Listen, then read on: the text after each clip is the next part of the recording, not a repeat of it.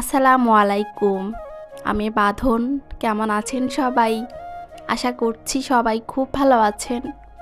আলহামদুলিল্লাহ, আমরাও আল্লাহর রহমতে আছি খুব ভালোই। প্রতিদিনের মতোই শুরু করছি আমার নতুন আজকের ব্লগ। প্রতিদিনের সব কাজগুলোই যদি আমরা রুটিন অনুযায়ী করি, তাহলে খুব কম সময়ে সব কাজই কিন্তু খুব সুন্দর করে শেষ করা যায়। আমি এভাবেই করি সব কাজগুলো। সকালে ঘুম থেকে ওঠা থেকে শুরু করে রাতে ঘুমাতে যাওয়ার আগ পর্যন্ত যে কাজ করি সব কিছুই আগে ঠিকঠাক করে নেই, যে কখন কোন কাজটা করব। এই তো সকালবেলা ঘুম থেকে উঠেই সব কিছু আগে ক্লিন করে নিলাম। অফ ক্যামেরাতে কিন্তু নাস্তাও করে নিয়েছি। আর তারপর এই তো নিউজ দেখতে বসে গিয়েছি। এটা একটু একদম ফ্রি টাইম ছিল। আর নিউজ দেখলে কি যে কষ্ট লাগে, কি খারাপ লাগে, কি বলবো। ছোট ছোট বাচ্চাদের মুখের কথা শুনে অবাক হয়ে যাই, যে এগুলো তারা কিভাবে বলতেছে। তাদেরকে কিন্তু শিখিয়ে দেওয়া হয় না, তাদের মনের কথাটাই তারা বলে। মনে যা আসে তাই কিন্তু বলে বাচ্চারা।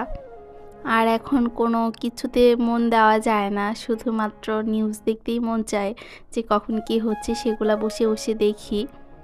আর তারপরে তো গতকাল খিচুড়ি রান্না করেছিলাম রাতে একটু, সেগুলা ছিল একদম অল্প ছিল।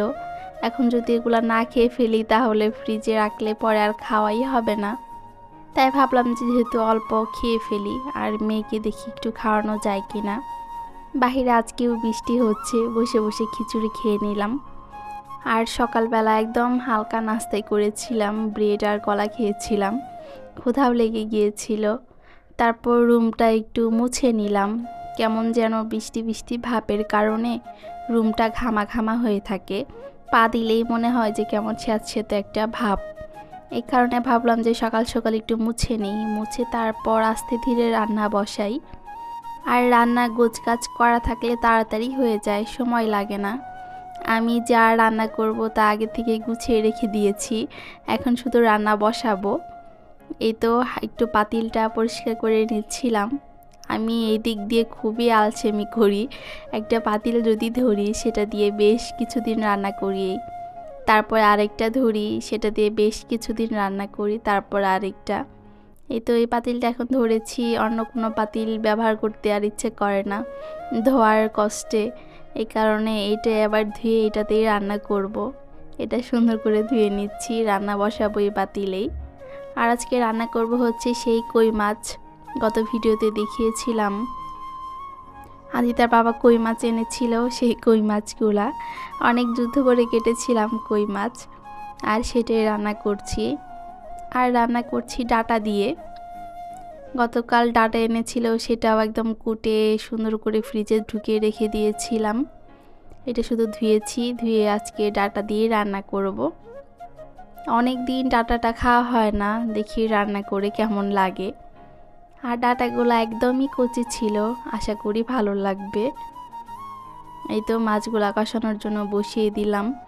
আর এই তো ডাঁটাগুলো এতটাই চিকন ছিল, মনে হচ্ছে যে লতির মতোই লাগতেছিল ডাঁটাগুলা। আর অনেকটাই কচি ছিল, গতকাল কাটার সময়ই বুঝেছি। আর কচি ডাঁটা দিয়ে কিন্তু বড় মাছ রান্না করলে বেশ ভালোই লাগে, তৈলাক্ত মাছ। আর কই মাছগুলো অনেকটাই বড় ছিল, তৈলাক্ত ছিল, এই কারণে ভালোই লাগবে রান্না করলে। আর ডাঁটার সাথে যে শাকগুলো ছিল ওগুলো আজকে ভর্তা করব, ভাতের সাথে দিয়ে দিব। শাক ভর্তা কিন্তু ভালো লাগে খেতে, যে কোনো শাকই হোক। আর ডাঁটার শাকও ভালো লাগে খেতে, তার নাকি বেশ মজা লাগে। এই শাকগুলো আজকে ভর্তা করে দিব। আর দেশের যা অবস্থা, মাঝে মাঝে ভয়ই হয় যে কখন কী যে হয়ে যায়। নেটের কিন্তু অবস্থাও খুবই খারাপ, মাঝে মাঝে তো একদমই পাওয়া যায় না নেট, অনেক দুর্বল। আবার মাঝে মাঝে ভালোই পাওয়া যায়। ইন্টারনেট কিন্তু এখন পর্যন্ত বন্ধ হয়নি। অনেক আপুদের পোস্টে দেখলাম যে মোবাইলের ইন্টারনেট নাকি বন্ধ হয়ে গিয়েছে, কিন্তু না, মোবাইলের ইন্টারনেটও এখনও বন্ধ হয়নি, ওয়াইফাইও বন্ধ হয়নি। কিন্তু ওয়াইফাইটা যেহেতু আমি চালাই, অনেকটাই স্পিড কম, একদম স্লো হয়ে যায় মাঝে মাঝে। এক একটা ভিডিও দেখতে অনেক টাইম লাগতেছে, 2-3 দিন যাবত ভিডিও আপলোড করতেও টাইম লাগে। অনেক সময় তো আমি ইউটিউবেই ঢুকতে পারতেছি না। নেট যে কয়দিন এরকম করবে তা আল্লাহ তাআলা ছাড়া আর কেউই বলতে পারবে না। দেশ যতদিন স্বাভাবিক না হবে, ঠিকঠাক না হবে, ঝামেলা শেষ না হবে, ততদিন এইরকমই করবে। কিছু করার নেই, আল্লাহ ভরসা। এই তো ঝোল দিয়ে দিলাম তরকারিতে, এখন মাছ দিয়ে দিব। আর ডাঁটাগুলা এতটাই কচি ছিল, একদম কষানোতে অনেকটাই নরম হয়ে গিয়েছে। এই তো মাছগুলা দিয়ে দিলাম। আর আমি ভাত বসিয়েছি, ভাতটা বের হওয়ার পরে ভর্তা দিয়ে দিব শাকগুলা। ভাত না বের হলে ভর্তা দিলে শাক আর খুঁজে পাওয়া যাবে না, ভাত আর শাক মিলেমিশে খিচুড়ি হয়ে যাবে। এই তো শাকগুলা ধুয়েও নিয়েছি, কয়েকটা ফেলে দিয়েছি, আর যেগুলো একদম কচি ছিল ওই কয়েকটাই নিয়েছি, বেশি নেইনি। কচি কচি শাকের পাতাগুলা ভর্তা কিন্তু বেশ মজা লাগে। লাউ শাক ভর্তা তো আমার কাছে আরও বেশি মজা লাগে। শীতের দিনে কিন্তু লাউ শাক ভর্তা দিয়ে এক প্লেট ভাত খেয়ে ফেলা যায়, আর কিচ্ছু লাগে না। আমার কাছে লাউ শাক ভর্তাটাই বেশি মজা লাগে।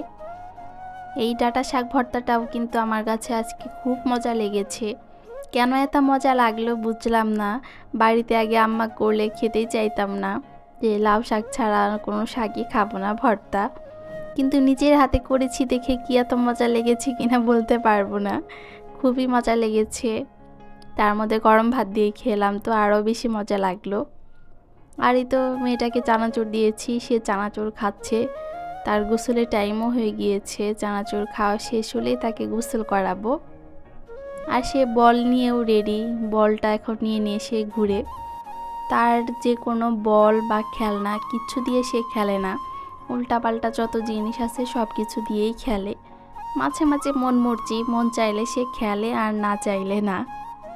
আর শাকগুলো আমার সিদ্ধও হয়ে গিয়েছে, এখন ভর্তা করে নিচ্ছি। শাকগুলা অনেকটাই কচি যেহেতু নিয়েছি বেছে বেছে, একদম গলে গিয়েছে।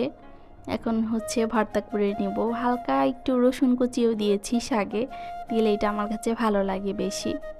পেঁয়াজ, হালকা একটু রসুন আর কাঁচা মরিচ, লবণ আর সরিষার তেল তো থাকবেই। সরিষার তেল না দিলে কি আবার ভর্তা জমে নাকি। এই তো করে নিচ্ছি। শাক ভর্তা কিন্তু একদম অল্প হয়ে যায়, মিলিয়ে গেলে শাক আর পাওয়াই যায় না খুঁজে, একদমই অল্প হয়ে যায়। যে কোনো ভর্তাই কিন্তু গরম ভাতের সাথে একদম জমে যায়। ভর্তা হলে আর কিচ্ছু লাগে না, ভর্তা দিয়েই সব ভাত খেয়ে ফেলা যায়। আর ভর্তা করতে করতে আজকে আমি এখানেই বিদায় নিচ্ছি, আর ভিডিওটা বাড়াবো না। সবাই ভালো থাকবেন, সুস্থ থাকবেন। পরবর্তী ভিডিও দেখার জন্য আগে থেকে আমন্ত্রণ জানিয়ে রাখছি। আল্লাহ হাফেজ।